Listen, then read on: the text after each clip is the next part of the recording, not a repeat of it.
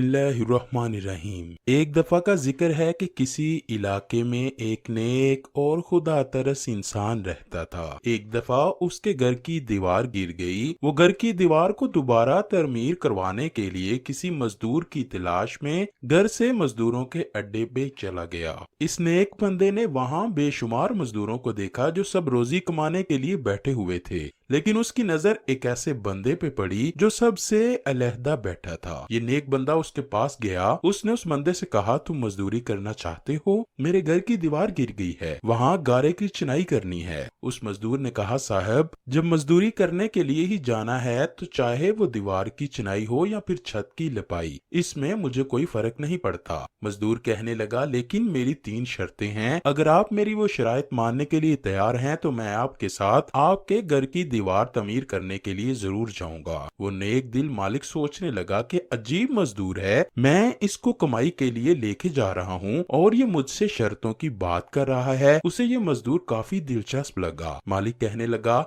बोलो कौन सी 3 शर्तें हैं तुम्हारी? उस मजदूर ने कहा, आपको वक्त खत्म होने पर मेरी मजदूरी पूरी देना होगी। नमाज के वक्त मुझे नमाज अदा करने का वक्त देना होगा। मेरी ताकत के मुताबिक आप मुझसे काम लेंगे। मेरी ताकत से ज्यादा मुझसे काम नहीं लिया जाएगा। नेक दिल मालिक कहने लगा, ठीक है, मुझे आपकी तीनों शराइत मंजूर हैं। वो बंदा उस मजदूर को साथ लेकर घर आ गया। मजदूर को दीवार दिखाई कि ये दीवार है। मजदूर ने अपना काम शुरू कर दिया। वो बंदा कहता है, मैं मजदूर को काम पर लगा खुद किसी काम के सिलसिले में बाहर चला गया। जब मैं शाम को घर आया तो उसने काफी हद तक काम खत्म कर दिया था। मैंने उसको मजदूरी दी तो वो मजदूर मजदूरी लेकर मेरे घर से बाहर चला गया। जब अगली सुबह हुई तो मैं फिर मजदूरों के अड्डे पर उसको लेने के लिए गया तो वो मुझे कहीं भी नजर न आया। मैंने दूसरे मजदूरों से उसके बारे में पूछा तो उन्होंने कहा कि वो हफ्ते में बस एक ही दिन काम करता है। मैंने सोचा वो फिर कोई आम मजदूर नहीं है। मैं दूसरे मजदूरों से उसके घर का पता लिया और मैं उसके घर पहुंच गया।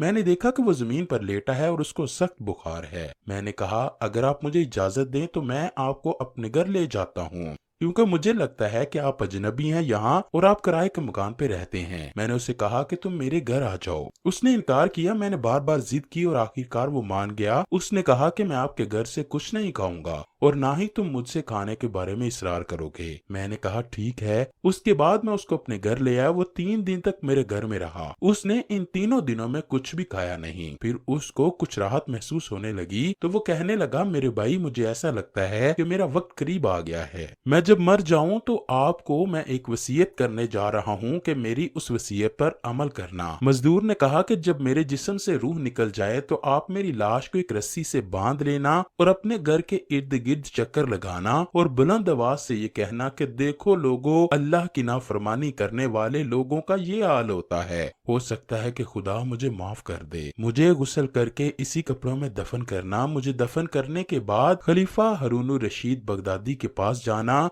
ये कुरान मजीद और अंगूठी उसको देकर मेरा ये पैगाम पहुंचा देना कि खुदा से डरो, कहीं ऐसा ना हो जाए कि गफलत और नशे की हालत में मौत आ जाए। वो ये वसीयत करके मर गया। जब वो मर गया तो मैं कुछ देर तो रोता रहा। फिर मैंने उसकी वसीयत पूरी करने के लिए एक रस्सी ली तो अचानक घर के कोने से आवाज बुलंद हुई कि उसके गले में रस्सी मत डालो। क्या अल्लाह के नेक बंदों के साथ ऐसा सलूक किया जाता है? ये आवाज सुनकर मेरा जिस्म कांपने लगा। मैंने उसको गुस्ल दिया और उसको दफन करने के बाद कुरान पाक और वो अंगूठी खलीफा हारून रशीद को बगदाद में देने के लिए चला गया। जब मैं खलीफा हारून रशीद के महल गया तो मैंने एक कागज पर लिखा कि खलीफा हारून रशीद साहब, मैं आपसे मुलाकात करना चाहता हूँ। मैंने वो कागज महल के एक नौकर को दिया, मेरा ये पैगाम खलीफा तक पहुँचाया जाए। तो उस नौकर ने मुझे कहा, क्या तू पागल हो गया है? इधर ही बैठ जाओ। मैं उसके पास बैठ गया तो उस नौकर ने वो कागज खलीफा के पास पहुँचा दिया। थोड़ी देर के बाद खलीफा ने मुझे अपने पास बुला लिया। उसने कहा कि मैं इतना ही बुरा हूँ कि तुम मेरे पास आने से डरते हो और कागज पर लिखकर पैगाम देते हो।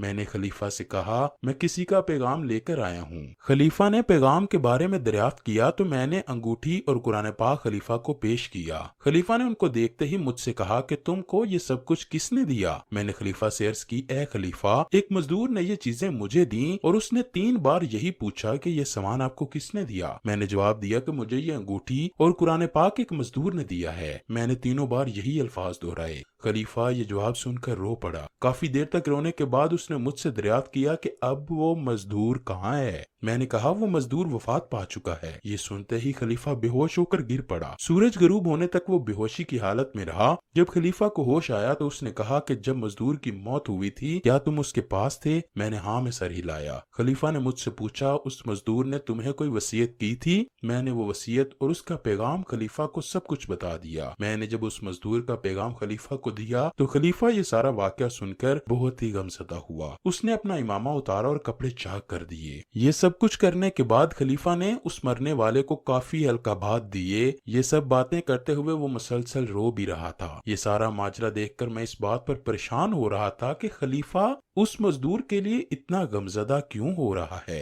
जब रात हुई तो खलीफा ने मुझे उसकी कब्र पर जाने के लिए कहा। मैं खलीफा को साथ लेकर उस कब्रिस्तान में चला गया। मैंने उसकी कब्र पर जाकर कहा कि खलीफा ये है वो नौजवान की कब्र। कब्र को देखते ही खलीफा कब्र के साथ लिपटकर खूब रोए। फिर काफी देर तक रोने के बाद उसकी कब्र पर खड़ा होकर कहने लगा कि ये मेरा बेटा था, मेरी जान था। एक दिन ये गाने बजाने और रक्स की महफिल में मसरूफ था कि मकतब में किसी ने ये कुरान करीम की आयत पढ़ी जिसका तर्जुमा यूं है, क्या ईमान वालों को अभी वो वक्त याद ना आया कि उनके दिल झुक जाएं अल्लाह की याद के लिए। जब उसने ये आयत सुनी तो मेरे बेटे का जिस्म कांपने लगा। उसने रोते हुए पुकार पुकार कर कहा कि क्यों नहीं। वो ये बातें करता हुआ महल छोड़कर चला गया। उसके बाद हमको इसके बारे में कोई इल्म ना हुआ कि मेरा बेटा कहाँ चला गया था, यहाँ तक कि आज तुमने आकर उसकी वफात की खबर दी है।